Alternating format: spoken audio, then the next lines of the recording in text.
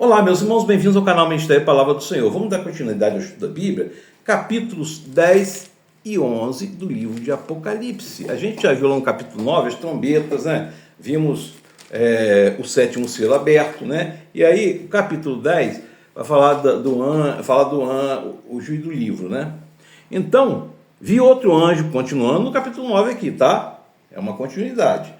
Então, vi outro anjo poderoso que desceu dos céus. Ele estava envolto numa nuvem e havia um arco-íris acima da sua cabeça. Primeira coisa, o arco-íris significa o quê? Aliança. A aliança que Noé que Deus fez com Noé lá, que o mundo não acabaria mais com um dilúvio, né?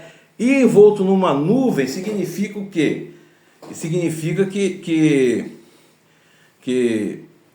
assim como as nuvens cobriam o povo no deserto, no êxodo, para evitar o sol, você vai ver que mais para cima vai dizer assim: sua face é como de um sol, suas pernas como colunas de fogo.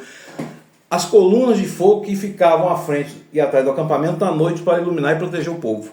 É uma referência aqui ao êxodo, tá? E a aliança noética aqui.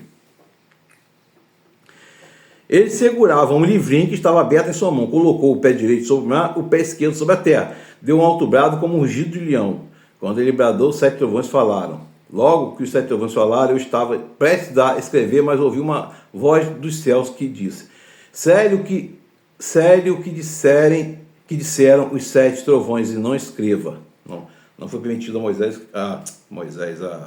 a João, estava pensando lá no Êxodo, em João, escrever sobre o que disseram os 7 trovões, né? É lógico que os 7 trovões aqui é uma representação ou dos anjos, dos 7 anjos que falaram, do próprio Deus, né?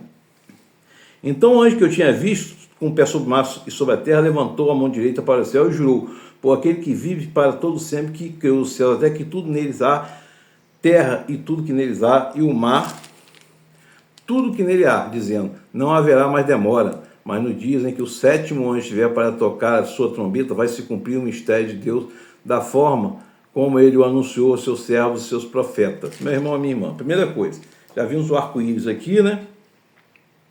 Da coluna de fogo. É interessante observar aqui, quando ele coloca o pé no mar e na terra, está dizendo do poder sobre tudo, o poder de Deus sobre a criação.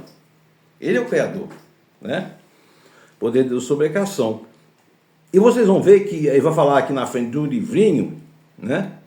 Esse livrinho aí não é o rolo que falava lá, é o livro, aqui é um rolo pequeno, né, que devia ser comido. Ele fala que do pé direito sobre o mar, esquerdo sobre a terra, mostra o tamanho da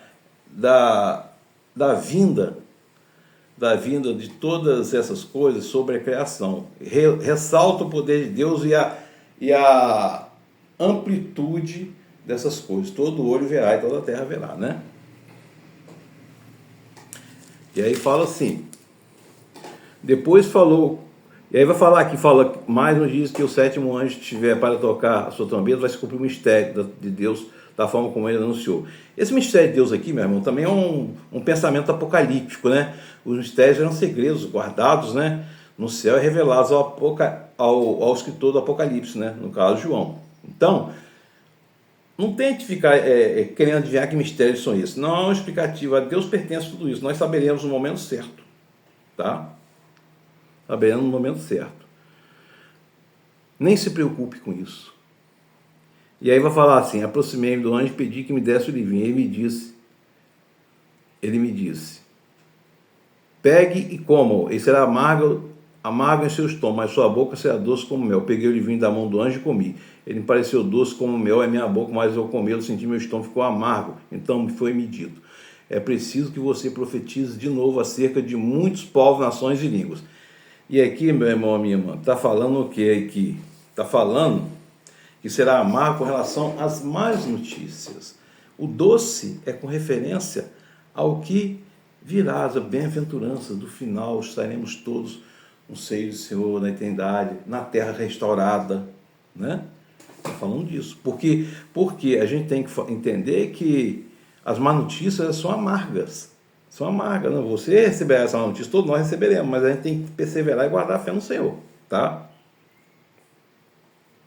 Porque fala de notícias ruins, fala de sofrimento, tá? E aí a gente vai falar aqui que os propósitos de Deus não sofrerão mais demora. Ele não será mais demorado. A gente às vezes fica pensando, o fim está próximo. Está próximo desde que Jesus Cristo veio à Terra. A plenitude dos tempos começou quando Cristo veio e vai continuar. A partir da primeira vinda de Jesus, já começa a se aproximar o tempo da segunda vinda. Tá?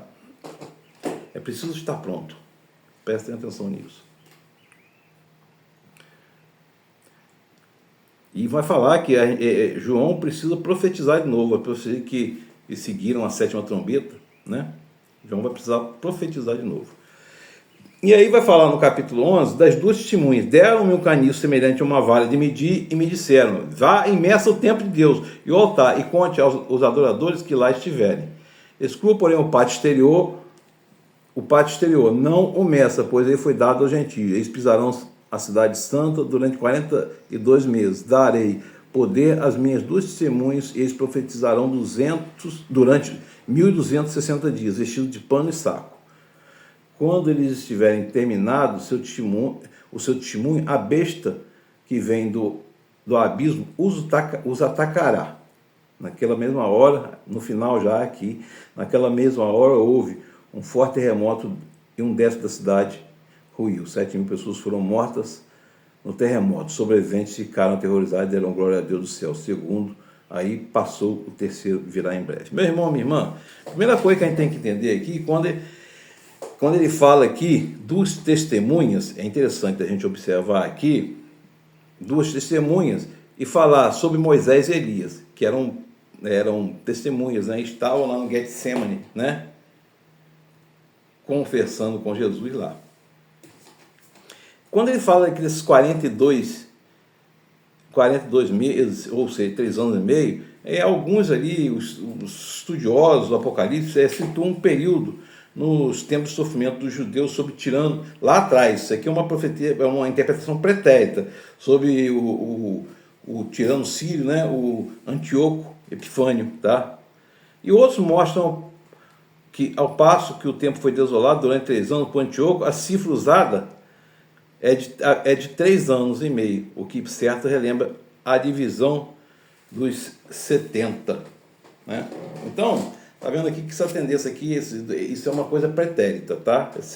Esse número aqui, 200, esse número aqui que você, 42 meses, né? 3 anos e meio. E quando ele fala dessas duas testemunhas, eles estão usando o modelo de Moisés e de Elias, conforme eu já falei, né? Porque podem também, aqui nesse texto aqui, dizer de Moisés e Elias, está simbolizando os crentes que testificarão o período final, né? Que nem grande parte de nós hoje estaremos mortos na eternidade com Jesus, né? Mas os que ficarem vão testificar o final, o período final, onde é a segunda vinda de Cristo, né? Ou pode ser só 2 pessoas que serão martirizadas por causa da proclamação da verdade. Não tenham dúvida, a perseguição vai existir. A perseguição existe. O Evangelho nunca deixou de ser perseguido, né? Você mesmo pode sofrer alguma perseguição por causa da sua opção de crer em Cristo. Você pode sofrer bullying, né? Pode ser proibido de orar, né? E aí, quando ele fala aqui da besta, ela é a primeira menção que faz aqui, é o oponente principal do povo de Deus nos últimos anos. E aqui, quando ele fala que vem do abismo, então está notando aqui o caráter demoníaco, né? Está notando o caráter demoníaco, meu irmão amigo. Mas não temo, porque nós estamos guardados, selados no Espírito Santo de Deus. E nós temos que nos manter com maturidade na sã doutrina, estudo da palavra, aumentando a fé, né, meu irmão, minha irmã, e sempre em oração. Que o Espírito Santo de Deus esteja sobre nós, nos abençoando sempre.